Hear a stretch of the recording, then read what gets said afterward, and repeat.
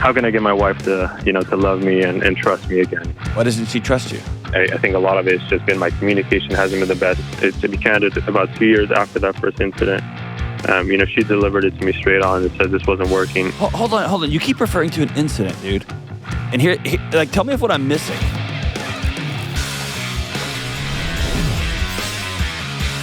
What up? What's going on? This is John with the Dr. John Delony Show. I'm so glad that you've joined us. Thanks for being here, talking real people going through real stuff. Their emotional health, their mental health, their relationships, whatever they got going on. My commitment is I'll sit with you and we'll figure out what's the next right move. If you want to be on the show, give me a buzz at 1-844-693-3291 or go to johndelony.com/ask. Let's go out to 817 out to Fort Worth, Texas and talk to Tony. What up, Tony? Hey, good morning, Dr. John. This is a surreal moment for me, but pleasure. Well, I appreciate you, man. I don't get to talk to Texans enough, so glad to have you on. What's up? I want to preface this by saying, my wife's a big fan of your show. She actually got me into it. To be candid, maybe a little bit about a month, 2 months ago. We've just been talking about a lot of things, and I feel like I've been watching you forever, though, and just seeking answers here and there as far as to kind of better our relationship. I appreciate it. I'll do my best, man. I'll do my best. But I'd reached out, and my question just overall is, how can I get my wife to love me and trust me again? There's been a couple of things that have played into this factor, but that's the overall premise. Why doesn't she trust you? So it started about 4 years ago. Well, prior to that, let me just say this: I met my honey about 8 years ago, right? A little bit over. And God, we've had a great ride, and everything that we've set out to fulfill, we fulfilled. We have a beautiful house, we have 2 baby boys, but a majority of it started about 4 years ago. Is when I first had my first boy. Hey, do me a favor, brother. Talk directly into the phone for me. Yes. There you go. Is this a little bit better now? Yeah, much. And we had COVID had just hit. We had just gotten our first house, and I was working quite a bit. And my wife had basically just told me, hey, you're working so much, I'm telling you, I need these things. She was telling me, I need you to be here more. I'm stressing. I want to go back to work, but I also don't want to be away from the baby. And what can we do? How can we make this better? And not only that, but I kind of told her, instead of trying to fulfill those needs, I ended up reciprocating my frustration in my line of work at the time and saying, I want out as well, right? And so that caused her to kind of go into this emotional wreck, this emotional hurdle of, we're not trying to fix this, we're both on the same boat, and I really wasn't communicating. I was living by actions rather than communication, so that caused a little bit of turmoil in our relationship at that time frame, and that's where it started. We've worked on it throughout the course, but that's where a lot of it has stemmed from throughout the years. From then on, any little thing, any little hurdle that we come across, any little objection, or brings her back into that state of why am I still continuing this? I'm putting her back into a hole. And I think a lot of it's just been my communication hasn't been the best. I've been trying to figure out how to dive into these deeper conversations, because I'm afraid that when we have had these conversations, I haven't had the answers for her, and that scares me as well. There's something else here, because either that or she is laying down emotional finish lines for you, and every time you cross them for her, she moves them again. Yeah, because she's unsettled in her own skin, and she's trying to make you fix it. Definitely, and she's told me this, and to be candid, about 2 years after that first incident, she delivered it to me straight on and said this wasn't working, and so we separated. We separated for about 3 months. Still lived together because we still had our babies, but after about 3 months of trying to fix and trying to work our way back to one another, I also found out that she was kind of having an emotional affair with someone else. And in my head, I had tied it back to, this was the cause of it. This was the cause of our separation. And and I know that wasn't the case, right? She said, why did it take this situation to happen for you to communicate your feelings to me? Hold on. You keep referring to an incident, dude. And here like, tell me if what I'm missing, because what I hear is during a global pandemic, your wife quit her job and stayed at home with one or two new babies. You went to work and you doubled down at work.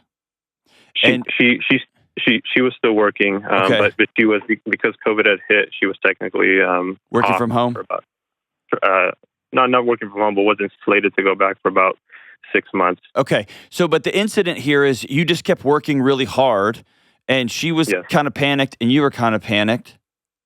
Yes, that's not an incident. That is a innate, natural response to the world imploding on itself. Right. It's like if a building is on fire and it starts collapsing, and then two people run out the front door. It's like the one who ran right is just furious and pissed that the other person ran left. It's like, dude, you don't judge that innate response. So, okay, cool, you didn't do that.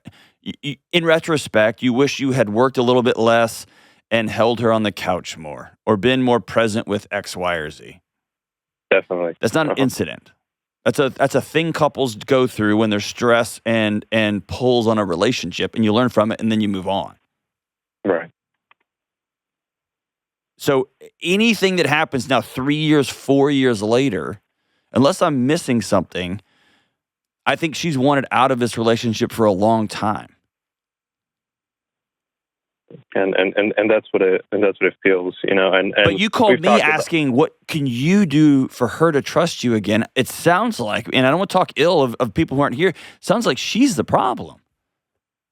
She doesn't want to trust you, or she's just going to keep using those things to see somebody else, to not have to. You see what I'm saying?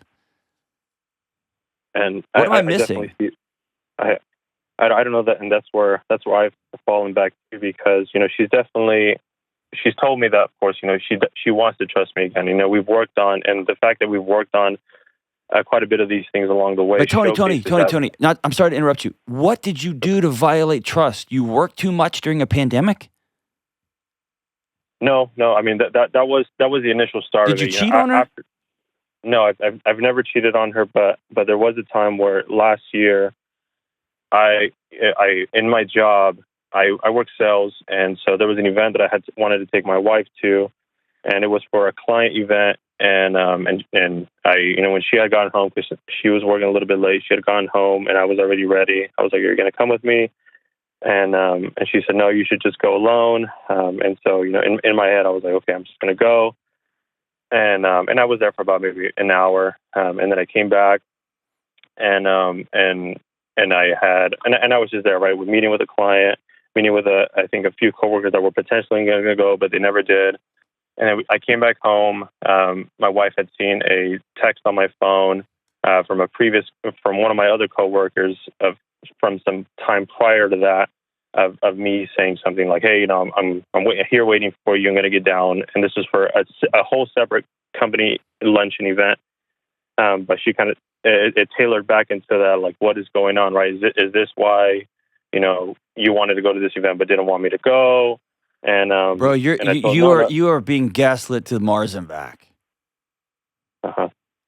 If my wife, my wife, if she found a text on my phone to Kelly that said, "Hey, I'm waiting for you. Where are you?" Actually, that text would probably be in reverse, like a lot. Like Kelly texting me, "Where are you?" Because I'm late. But it would never even enter my wife's mind that I'm having a sexual affair with somebody. And I think for me, the biggest reason was within one of those texts, I deleted one of them just because I felt like it came off as like they had said something about like, "Oh, I appreciate you," and something. And I said, I don't want this in my phone because if my wife reads it, she's going to get this misconception. Yeah, that's unhealthy. That's unhealthy. Yeah. It's unhealthy on your part. You are living inside of an electric cattle fence. I don't believe, unless you're totally withholding on me, I don't think you're the one. Like, getting a text message from a female coworker that says, hey, I appreciate you, awesome job, on a sales call, on a bailing me out of a thing, on a whatever. Right? That's not a weird thing. Unless your spouse has specifically said, you have violated my trust in the past, and part of rebuilding trust is going to be, I don't want you texting female coworkers. She gets to say that, and you get to decide whether I'm in or out on that. 100%, and that's why I think the biggest thing that she has stated to me, and I will never not say that. She hasn't reciprocated her needs. It's been about a communication. This is what I need from you in intimacy. This is what I need from you in communication, and I've been living through actions rather than communicating those things. When she said, I need you to be more present. I need you to make home feel like home. Yeah. Hold on, but you have to be specific. There's times where she stated where she'll come home and she feels like she gets a negative, like a cold shoulder from me, like I'm giving her a glare from the side. Yeah, bro, dude, she is this. I feel like she's burning you to the ground. You can't just say like, hey, when you came home you were cold. How? You were just cold. Yeah. Or hey, man, you don't you make it hard to trust. How? Because you just are hard to trust. Right. Or I need you more available. Okay. What like I'm all in. Oh my gosh, you don't know. Right. See what I'm saying? Do you know how many women listening to this phone call would kill for their husbands to talk less and actually like go act right? Right. And I've had seasons when I'm in my head, I'm cold walking in the door. And my wife says, hey, when you come in and you're staring at your phone, on one phone, your social media phone, and you're on the other phone, you're not done with work. Yeah. That's a specific request. Hey, when I come home from work, will you stop whatever you're doing and just meet me at the door and give me a hug? Yeah, of course. Yeah. That's a specific request.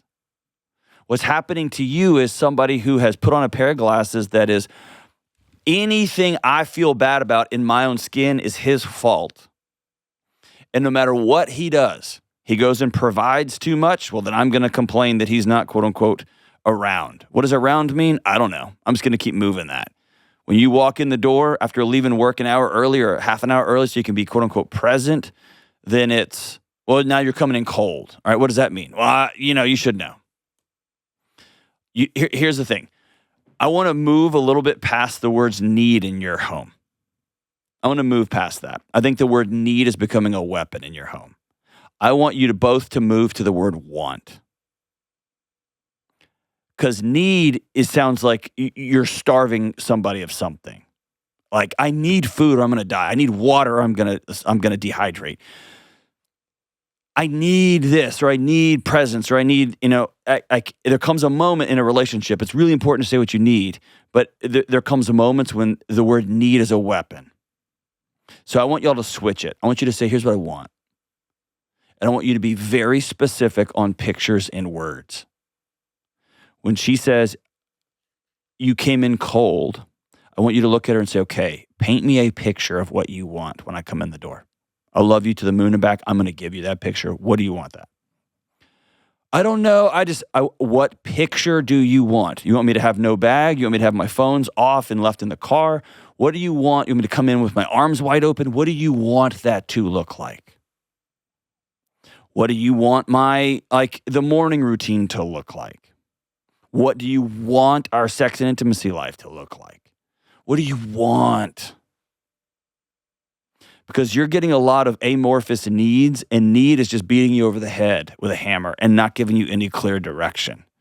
And bro, I don't hear a thing you did to quote unquote violate trust unless she said, if you go to work again past 6 o'clock, I'm gonna just assume you don't love me. And you were like, yeah, I don't care. I'm gonna stay till 10. But it doesn't sound like that's what happened. So this is one of those clarifying, put your arm on the table and just wipe everything off of it, and you look across the table with your wife and say, do you want to be married to me? Because I want to be married to you. And I can't figure out how to meet your quote-unquote needs. So I want to hear, what do you want? What do you want? And by the way, you get to make a list of the things that you want. And it sounds like the Gottmans talk about this, but you have to assume positive intent if your marriage is going to make it. You have to change your default setting. And what I mean by that is you have to assume that if somebody says something wrong or comes in a little bit cold, that they're not doing it to spite you. They're doing it because, man, they must have had a rough day. Or, man, their head must be somewhere else. They must have just survived a car wreck on the way home. Like, it's assuming the best, not assuming I feel bad or I've had a rough day or I'm angry or whatever, and it has to be your fault because you said it wrong, your intentions were wrong, your text message is wrong. And now here's the deal, Tony. You're finding yourself deleting like innocuous like coworker messages. Hey, great job on the sales call today. You're deleting that because you don't want to poke the dragon. Your marriage is on thin ice, brother, and I think it's one of those stop the music, turn on the lights moments. Do you want to be married to me? Because I really want to be married to you. What do we both want this thing to look like? Very specifically in pictures, and we're going to begin to practice that. Because my guess is your wife, for some reason, for whatever reasons, has become very uncomfortable with the life that she has co-created. And instead of saying what she wants, she's blaming you for every ill will, every discomfort that she has, and it's not fair. She's got to own her stuff, you've got to own yours, and together you have to say, I'll serve you and you serve me, and let's go build something amazing. So I think it's time, do you want to be married to me? And let's reverse engineer that question. Whew. If you got some specifics, brother, I'm always here, and if she wants to call, I'm always here. Thanks for the call, man. We'll be right back. All right, fall is here, everybody, and that means, no, not pumpkin spice, we're done with that. It means that I'm excited to start wearing more flannel shirts from Poncho, the world's best performance shirts for men. All Poncho shirts are great, and their flannels are amazing because, one, they take me back to my younger days when all I wore were flannel shirts and I listened to amazing grunge music. But the real reason I love Poncho flannels is because they are soft and incredibly durable. They have a little bit of stretch, so they move with you, not against you, and they dry so quickly. And they have slim and regular fits for different body types, and Poncho has denim shirts too. Poncho shirts make great gifts for the men in your family this holiday season, so head to ponchooutdoors.com and check out all of their styles. And for this week only, get their best promo of the year. Enter code Delony at checkout when you purchase 2 button-down shirts, and you're going to get 2 t-shirts or 2 hats for free. Go to ponchooutdoors.com, code Delony. When you think of preparing for Christmas, what comes to mind? Like traveling, tons of extra expenses, candy, parent and in-law drama, and people trying to fight each other over this year's cool toys. Sheesh. And while we may not be able to avoid these kinds of things, there are ways we can prepare for Christmas, and one of them helps us offset all the other madness by bringing us closer to God. It's using Hallow, the #1 prayer and meditation app on the planet. I use it every day, and I love it. And this year, Hallow is starting the Advent Pray 25 Prayer Challenge, and it's going to be a fantastic way to find and keep peace as we approach Christmas. They've got book studies led by Jonathan Rumi, a study of Ephesians, prayer guides, and even Christmas music from Gwen Stefani. Yes, the Gwen Stefani, Lauren Daigle, and more. And Hallow's got your kids covered during Advent with a great prayer challenge for the whole family. This season, it's a real opportunity to get some questions answered and to be transformed by God.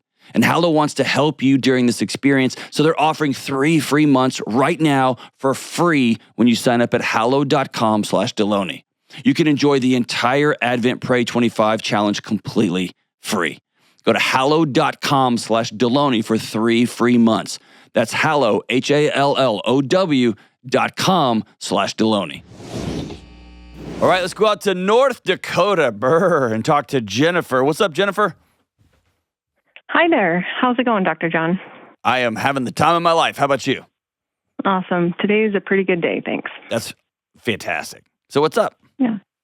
Yeah, so my main question is, how do I handle the toxicity of blended family dynamics? Oh, geez. Run. And still, Run. And still be a good stepmom and a good wife and a good mom to my own kid.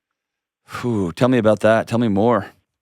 Yeah, so my husband and I, this is both of our second marriages, and we've been married together for 8 years, together for about 10 years total.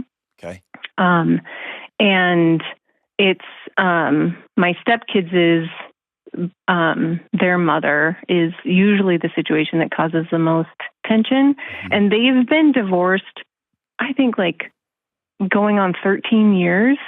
And so I'm just like, I find myself wondering if it will ever go away. And what are things that she's doing? Yeah, so it just seems like, sometimes there will be cordial moments and just low key. Mm-hmm. And then it's like a bomb goes off and it gets very thorny. And what's a bomb? So like a lot of the messages that we hear through the kids is like, don't tell dad this, or like if something comes up and they feel like they've slipped up and told us something that we aren't supposed to know. Mm-hmm. So it just seems very sneaky. You'll never fix that. I know, but it's like, and that's another thing is that I didn't know what I was getting into being in a step family and being a stepmom, but having somebody that like I really hardly know, but they impact our life on a daily basis, like so dramatically. Yeah. And so that's the sucky thing that you signed up for. And again, right? I know you didn't. I know you didn't know what you were signing up for, but like it's like a timeshare. Like it's yours and it's yours forever, right? And it sounded like a good idea, but here we are. And so I think the things you can manage on your end are, having like, and this is going to sound so cheesy, but I want you to see what I'm building here. Okay. Mm-hmm. How old are these kids that are coming and going? Yeah, so they're teenagers, a 14-year-old and a 16-year-old. Okay, boy or girl? Both. Do you have a good relationship with them? Yeah, mm-hmm. Okay. We have a solid relationship. I want you to begin, if you haven't already, I want you to begin, just you if possible, alternating weeks by taking each one of them out to breakfast or dinner by themselves. Mm-hmm. I want you to get a nice leather-bound journal, and I want you to look both of them in the eye and say, this is the cheesiest, lamest thing, but I want you to do this for me. And I want you to write a few sentences every night and put it on their bed, and their job is they have to write back and put it on your bed. But I want it to be things like, I just need you, if you didn't hear it today from anybody, I think you're an amazing kid.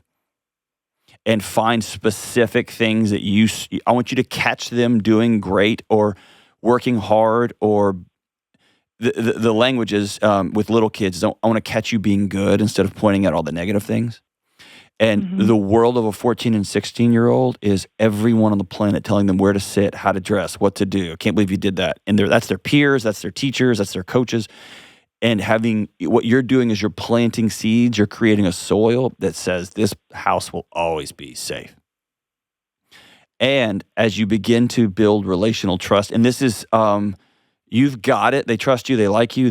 We're talking about depth of soil here. Mm-hmm. It is, start a practice called What's One Secret? Or you and your husband begin talking about how we don't keep secrets. Secrets will kill you. Yeah. And we're not going to solve that now. What you're doing is you're playing a game for when they're 25.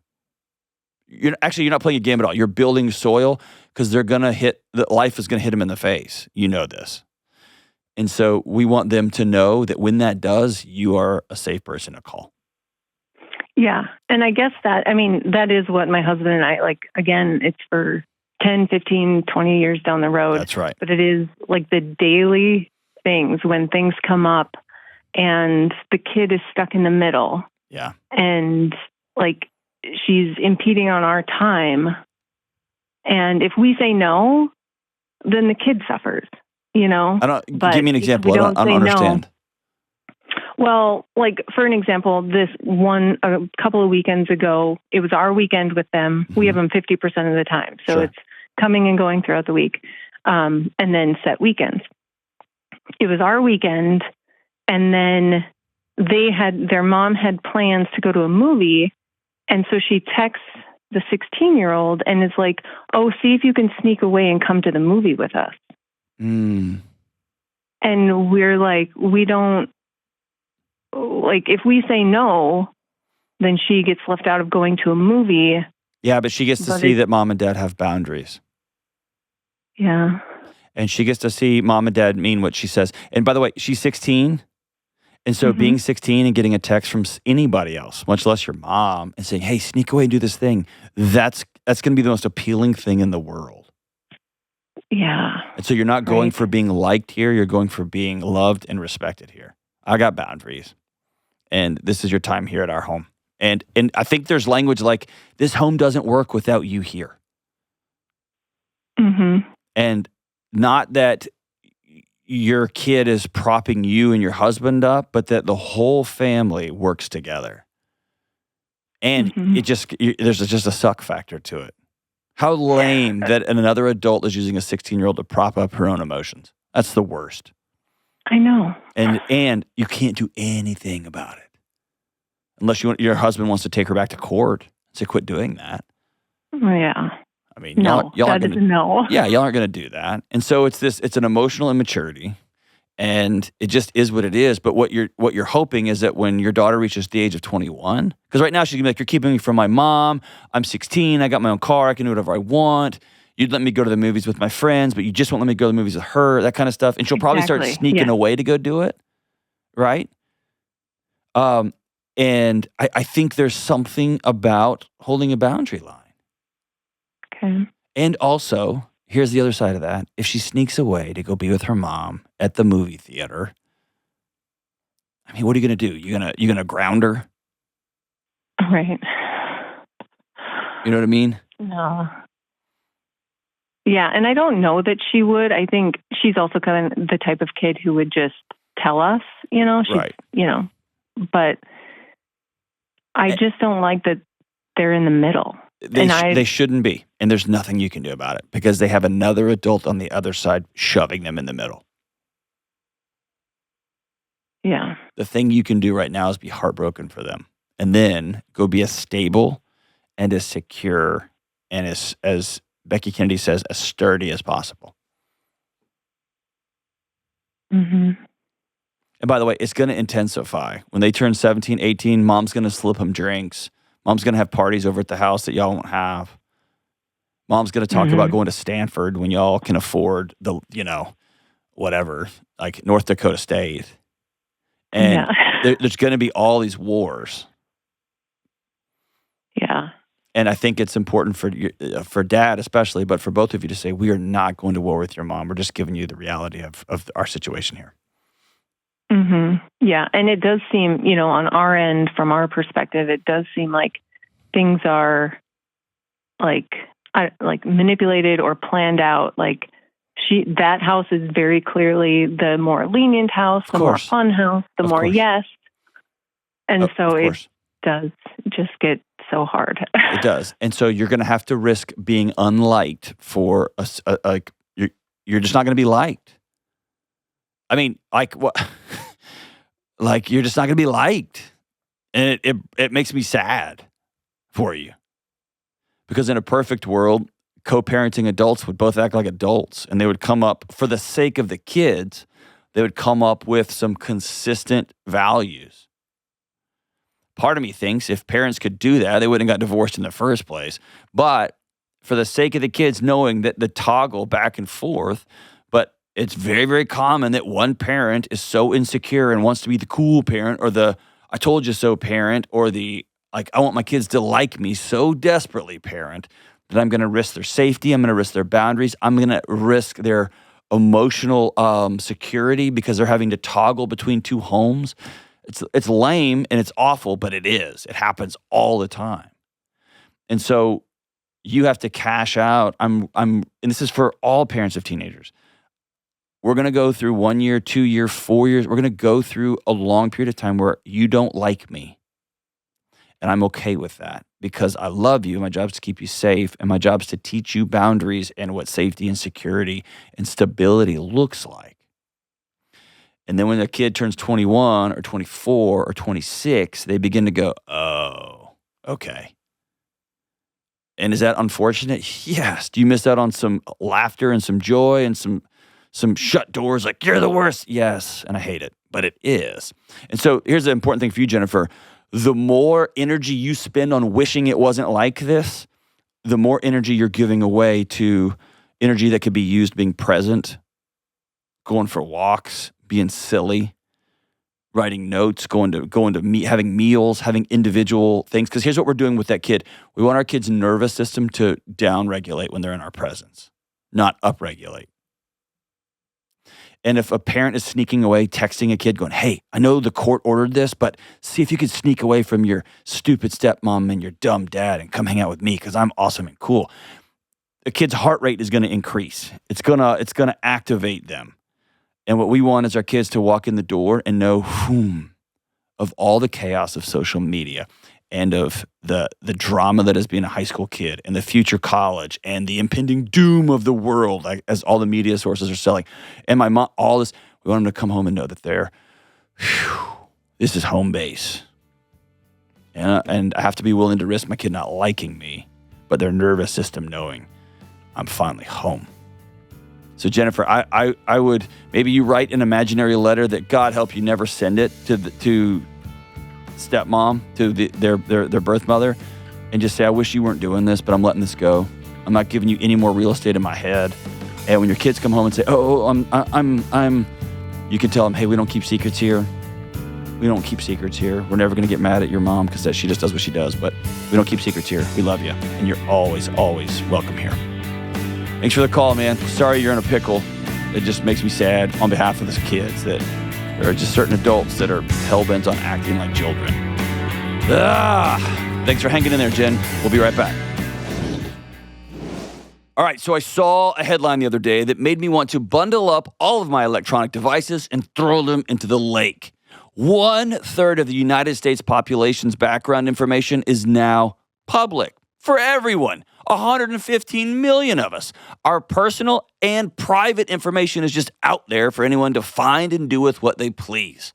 And with data breaches becoming more frequent, it feels like we're losing control over who has access to our personal information. Nothing feels like ours anymore. And that's why I love Delete Me. They are the best folks out there at taking all of your private data from the hands of the bad guys. Delete Me removes your personal information from the countless data broker websites that buy, sell, and trade your personal information. And that information includes your name, address, phone number, work history, property values, and much more. And as much as I hate the interwebs, I'm on them everywhere. And thank goodness, Delete Me puts the power back in my hands, helping me take back control over where my information is stored and who can access it. Your information doesn't need to be in the hands of other people, so sign up with Delete Me today. Individual plans start as low as $9 a month, helping to protect you and your family from the risks of unwanted exposure, online scammers, spammers, stalkers, and thieves. Go to joindeleteme.com/Delony today for 20% off. That's joindeleteme.com/Delony. All right, let's go out to San Francisco and talk to Not So Plain Jane. What's up, Jane? Hi there. What up? How do I address my mom about how she plans to split her estate fairly, given both of my brothers have passed away? Yowzers. Tell me more about that. Both my brothers passed away young, one at 50 and one at 60. Jane, I'm sorry. What were their names? Yeah. Steve and Jeff. Ugh, sorry. Yeah. So both of them left behind 2 kids, Okay. adult kids. Well, they were in their teens or early 20s, but adults. Both of them left behind 2 kids. So I am the sole one left, and I also have 2 kids. So my mother is just doing her estate planning and hasn't really done much. My brothers are still on all the paperwork, so we're trying to figure all that out. Okay. And, she's asking me questions. I mean, does she do it where it's, me 1/3 and then both of my brother's kids would each split their father's portion? No. Or She needs to leave the entirety of it to you with instructions on what to do with it. Oh, okay. Because here's what's going to happen. She's going to leave, like, let's say, a home to 6 people. 2 kids of one brother, 2 kids of another brother, and your 2 kids. Well, that was the question. She wasn't going to leave any of the third to my kids, they would have just gotten it once I passed away. Okay, so think about this. So it's to 5 people, and one of those kids is going to be broke and want to move in. And then another one of those kids' wife is going to want to sell that house because she wants the cash to redo her kitchen. And you are going to want to just slow down everybody. And somebody's going to sue somebody who's going to sue somebody. It's going to end up in court, and they're going to sell it, and you're going to lose money on the house, and then everyone's going to walk away hating each other. That's what I'm afraid of. Yes. The greatest gift is leave you the house with instructions to, when you die or immediately, you sell the house and give proceeds to X, Y, and Z. But it's very common that there's a ranch, and the parents leave the ranch to all 3 kids. And one of those kids has an ex who has a stepson, and that stepson says that land's worth $4 million. I want to sell it right now, and it just gets chaotic. Other than the house, how about things where there's beneficiaries, like accounts she has with different banks, CDs, all kinds of things like that? Does she split that? I mean, if it's a clean split and she wants to give, Tony Jr. something and Danny Jr. something, she can do that. I like leaving everything to a trust and having you as the custodian of the trust. Okay. And then asking Mom, what are your wishes for this trust? And she writes them out. When I pass away, I want like a third of the total cost of these assets to go to these 2 kids, and they can split it up. And I want a third to go to these folks, and I want a third to go to you. Or, you know what? I just want my grandkids to have $25,000 each. And you can decide how we're going to get that dollar amount. But that would be split against the 6 grandkids then, not just the ones that lost their parents. Y'all get to decide that. But I think here's the deal. I think it's asking your mother, what are her end goals for each one of these grandkids? Okay. And trying to find an exact dollar amount is really a tough way to do it. It is. And more so, granddaughter Susan is really into art and design. I want enough money for her to go to art and design school. And that might be $120,000. And Tim is really into plumbing. I want to pay for him to go to plumbing school. That's going to be $22,000. Okay. But I think asking her that. But yeah, if she just decides to leave her assets to 5 people, it just takes. I've only seen that done well one time. Really? And it was, interestingly, it was my dad's parents. My dad's older brother. I remember the Christmas day I was younger. I remember it. My dad's oldest brother, my uncle. There's 4 of them, 4 kids, 3 brothers and a daughter. My oldest uncle called a meeting, and he went in the back bedroom at a Christmas Eve Christmas gathering of our whole family. And he, as the oldest brother, said, there's going to be no fighting, no hating, no dissension. Our family will not be broken up, as my grandparents were getting really, really old, and their health was faltering. Mm-hmm. And he pointed at one of my uncles and says, you're an accountant, you're on the money. I'm going to handle some of the medical stuff, and my family will be responsible for this. And they just split it up that way. And if you want a thing, go put a sticker on the bottom of the furniture of the couch or the whatever. And we are not going to divide our family over this. And that's the only way I've ever seen it done. And all the other, everybody shook hands, they all hugged, and that was that. And when my grandparents passed, it was the smoothest transition I've ever seen, but it's because one brother had the respect of everybody else, and all 4 of them are really amazing people of character. Right. And that was it. And it's just, I've never seen it happen like that any other way. Yeah, that's what I was afraid of, so that's why I was asking. Yeah, I would, how much money are we talking here? Are we talking millions, or are we talking $100,000 total? $2 million. Okay. 1 million or multiple millions? 2. 2 millions? Okay. So it may be, Mom, how do you want to split this up? Do you want each grandkid to get $250,000? Do you want each kid to get $250,000's worth of a thing? And I think making you the custodian of the trust as her oldest daughter, her last remaining child, at some point she's going to have to trust you. I guess she can make a lawyer the custodian of the trust, but my guess is she trusts you. She trusts me. Yeah, she trusts me. That's why she's leaving this to me to figure out. So it's rarely the kid. Occasionally it's the kid that a parent doesn't trust, but I'm less worried about that. I'm more worried about one of those grandkids married to somebody who finds out or thinks that their grandmother was worth millions, plural, and they just start suing, they start demanding, they start fighting, they start claiming, and it just takes a really special moment of grief and mourning and a really cool story where your grandmother and your dad, your mom and dad saved millions to share in their legacy, and it becomes just poisoned. Yep.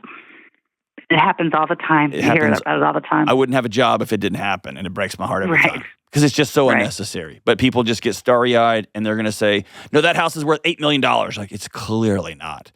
And then the whole thing just gets silly. So as clear as can be, and as leave it to a trust, or she leaves it all to you with very clear written instructions as the executor of the will.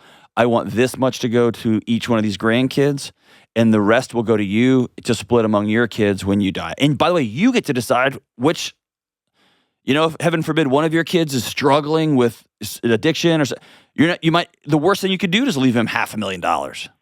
Right? And so you get to decide how you handle your two kids. Got it. And I think there's having some guiding principles. $2 million is a chunk of money. Handing a grandkid $250,000 may be the greatest gift ever. Handing a grandkid who is really struggling with opiates, $250,000 will kill them.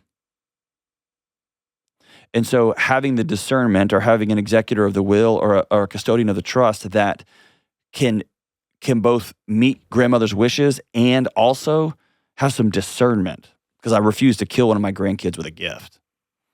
Right. You see what I'm saying? Yep. So all this is messy. All this is hard. I would sit down with your mom and lay out what I just did. Not worried about. It's not about honoring her sons. It's about the reality of, hey, all those kids may have married somebody who may have a weird cousin, and here's how we're going to do this. We're going to leave it all right, and we're going to go from there. Does that sound fair? None of them are married. None of them are married yet, so you don't know what the future will hold with that. That's exactly right. right. And I love how old are these grandkids? Anywhere from 27 to 40. Okay, so they're established, right? They're all single and established?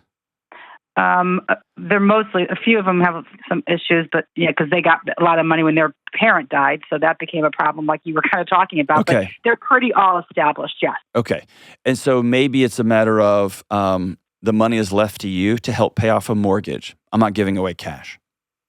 Or maybe the money is left to establish a second trust for their kids, if they ever have them, for them to go to college. I suggested that. She didn't like that part.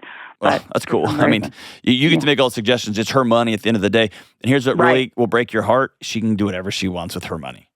Right. I understand that. Ugh. And I hate that, but it is what it is. And if that's the case, I would take my 1/3 and I would stay as far away from that dance as possible. Yeah. Okay. That's a lot to think about. It is. Just remember this. Clear is kind. And let's think not in dollar amounts. Let's think in stewardship. What do we want this money to be used for? How can this money bless somebody? Mm-hmm. Is it education? Is it a mortgage? Is it healthcare? Like, what is this money going to be used for? The worst thing would be a lifetime of money saved and earned to pass on that gets blown on vacations and depreciating asset like a stupid car purchase. And like, what a blow to such an amazing legacy, right? Right. Yeah. Yeah. Yeah. Hey, she's lucky to have you as her daughter.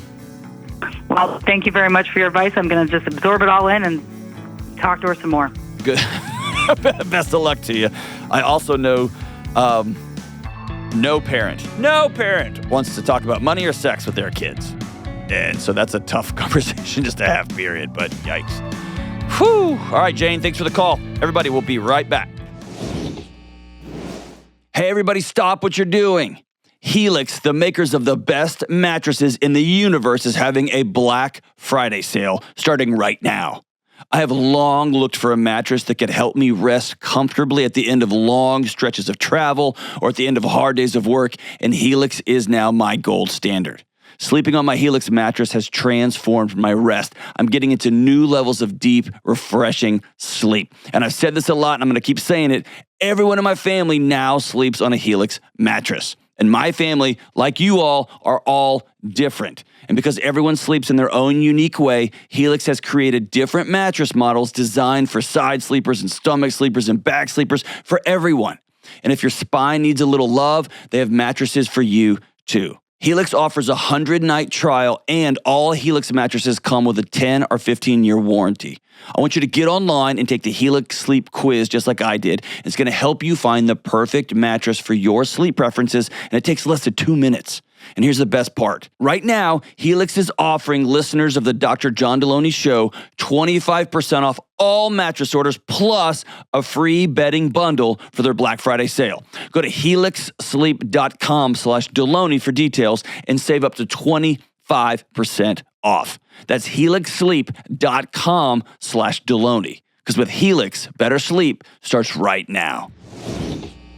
All right, hey, we are back. I've got some cool housekeeping things. First, right now there are some mega sales going on Questions for Humans cards and Building a Non-Anxious Life. Right now, Questions for Humans is on sale for $12. Kelly, where do they go? RamseySolutions.com/store. Okay. Exactly. And Building a Non-Anxious Life is 30% off until December 20th. So RamseySolutions.com/store. Go get your Christmas shopping done there with things that will actually help people instead of shiny shenanigan crap that's just going to end up in a desk drawer somewhere and bleh. Also, we're getting so close to the 1 million milestone on YouTube. If you'll do me a huge favor, this is like one of those just lame asks, but here we are. Will you go subscribe to the show? Go over to youtube.com/John Delony and subscribe. We're getting so close. And one of my goals this year is to hit the 1 million mark before January 1st. So head over there. It really would make a big difference for us. And really, it's just, I don't know. I want to hit a goal every once in a while. I got a goal to get better looking this year. And wah, wah. And a goal to win Battle of the Bands. Didn't even make finals. Wah, wah. So help a brother out here. Hey, that's it. I hope everything is going well in your life right now. And if it's not, head straight towards the discomfort. I love you guys. Stay in school. Don't do drugs. Talk to you soon. Bye.